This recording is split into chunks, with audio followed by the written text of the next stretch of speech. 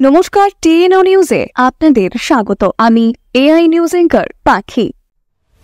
চরিলা অটল বিহারী বাজপেয়ী বিদ্যাজ্যোতি স্কুলের সিলিং বিপর্যয়, যদিও ঘটনাটি হয়েছে সোমবার গভীর রাতে, তাতে কেউই হতাহত হয়নি।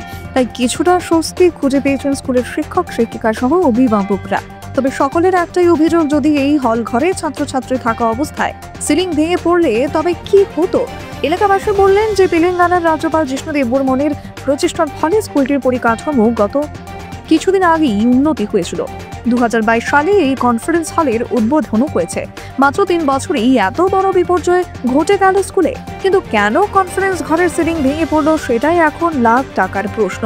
অনেকেই বলছেন যে সিলিং এর কাজের মান কতটা নিম্নমানের ছিল তা ঘটনা থেকেই স্পষ্ট।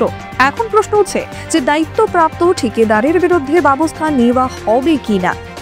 তাছাড়া যে বিল্ডিংটি দীর্ঘ 3 বছর পূর্বে উদ্বোধন হয়েছিল, সেই বিল্ডিংয়ে দেখা দিয়েছে বড় বড় ফাটল।